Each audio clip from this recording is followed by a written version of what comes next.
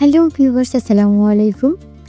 কেমন আছো সবাই? আশা করছি ভীষণ ভালো আছো। আর দেখতে পাচ্ছ আজকে রমজানের স্পেশাল একটা রেসিপি নিয়ে কিন্তু তোমাদের সাথে হাজির হয়েছি। যারা একদমই মুচমুচে একটা অন্যরকম আলুর চাপ খেতে চাও, এটা শুধু আলু দিয়ে আজকে বানাবো না, এটা কিন্তু আমি অনেক মজাদার করে চিকেনের চাপও বলতে পারো, যেটা আমি আজকে বানিয়ে দেখাবো। এটা বানানো খুবই সহজ আর খেতে কিন্তু ভীষণ মজাদার হয়, যেটাকে বলা হয় চিকেন চাপ। এটার কি অন্যরকম আয়োজনে এটা কিন্তু খুবই জনপ্রিয়। তো এই চিকেন চাপটা বানানোর জন্য প্রথমে আমি এখানে কতগুলো মুরগির মাংস নিয়ে নিয়েছি, আর যেগুলো ছোটো ছোটো করে কেটে এটা ব্লেন্ডারে দিয়ে দিয়েছি, কারণ এগুলোকে আমাকে প্রথমে ম্যাশ করে নিতে হবে। আমি যে ভিতরের পুরটা তৈরি করবো এই চিকেন চাপের, সেই পুরটা রেডি করার জন্য চুলায় বগিচাটা তেল দিয়ে 1 কাপের মতো পেঁয়াজ দিয়ে দিয়েছি, আর সেগুলোকে এবার আমি খুব ভালো করে ভেজে নিচ্ছি। তো যখনই পেঁয়াজটা কিছুক্ষণ ভাজার পর একটা বাদামি কালার ধারণ করবে, তখন এর মধ্যে আমি একটা টমেটো কিউব করে কেটে দিয়েছি, দিয়ে দিচ্ছি সাথে 2-4টা কাঁচামরিচ কুচি। ঝালটা আপনারা আপনাদের প্রয়োজন অনুযায়ী নিয়ে নিতে পারেন। তো নেড়েচেড়ে আমি সবগুলোকে এবার তেলের মধ্যে ভেজে নিচ্ছি।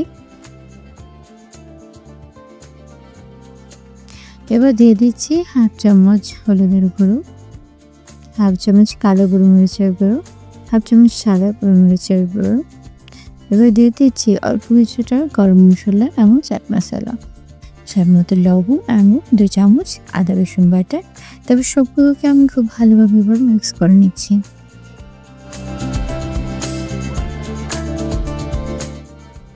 এরপর আমি আগে থেকে যে ব্লেন্ড করে রেখেছিলাম সেই চিকেনটাকে এর মধ্যে দিয়ে দিয়েছি, যেমন সবগুলো বাজানো হয়ে যাবে। তো তারপরে চিকেনটাকে আমি সবগুলোর সাথে খুব ভালোভাবে কিন্তু ভেজে নিচ্ছি মিশিয়ে। অল্প কিছুক্ষণের মধ্যেই দেখা যাবে এটা খুব সুন্দরভাবে কিন্তু ভাজা হয়ে যাবে। এরপর আমি এর মধ্যে 2টো আলু সিদ্ধ আগে ম্যাশ করে নিয়েছিলাম, সেটা দিয়ে দিচ্ছি। এতে কিন্তু চাপটা খেতে ভীষণ ভালো লাগবে। তারপর আমি সবগুলোকে একসাথে খুব ভালোভাবে মিশিয়ে নিচ্ছি।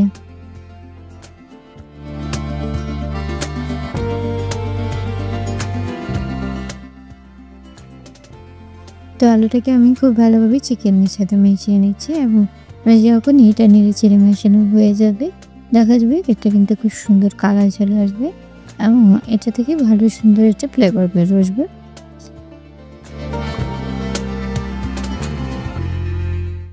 তারপর শেষ পর্যায়ে আমি এর মধ্যে অল্প কিছুটা ধনিয়া পাতা অ্যাড করেছি, যেটা কিন্তু আরো সুন্দর একটা ফ্লেভার দেবে।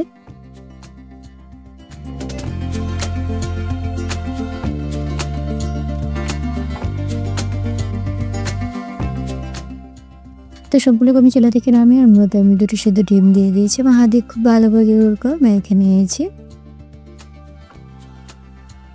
এরপর আমি ভেজে রাখা পুর থেকে নিয়ে নিয়েছি এবং হাতে মাংসের উপরে একটা চাপের যে একটা শেপ, সেটা কিন্তু আমি দিয়ে দিচ্ছি। তো এভাবে কিন্তু সবগুলো আমি চিকেন চাপ তৈরি করে নিয়েছি। এটা দেখতে এখনই কতটা ইয়াম্মি লাগছে। তো এভাবে আমি সবগুলো চিকেন চাপ কিন্তু তৈরি করে নিয়েছি। এবার এগুলোকে ভেজে নেওয়ার পালা। আর সেই জন্য আমি অল্প একটা বাটিতে 1 কাপ বেসন নিয়ে নিয়েছি, আর যেখানে আমি অল্প কিছুটা হলুদ মরিচের গুঁড়ো ব্যবহার করেছি এবং সাথে মধ্যে লবণ ব্যবহার করেছি। এরপর একটা করে চিকেন চাপগুলোকে এর মধ্যে দিয়ে দিয়েছি তেলটাকে গরম করে। অন্যদিকে আমি এগুলোকে ভেজে নিচ্ছি এবং অল্প কিছুক্ষণ ভাজার পরে কিন্তু আমি এগুলো উল্টিয়ে দিয়েছি। তো যখনই খুব সুন্দর একটা ব্রাউন কালার ধারণ করবে, তখন কিন্তু আমি এটি ডিশের উপর একটা প্লেটের মধ্যে এগুলোকে নিয়ে নিচ্ছি উঠিয়ে। আর দেখতে পাচ্ছেন আমার এই রেসিপিটা কতটা সুন্দর হয়েছে। এটা কিন্তু ভীষণ মজাদার হয়, আপনি যদি টেকনিক্যালি এটাকে বানাতে পারেন। তো দেখে বুঝতে পারছেন এটা আসলে কতটা সুন্দর এবং মজাদার হবে খেতে।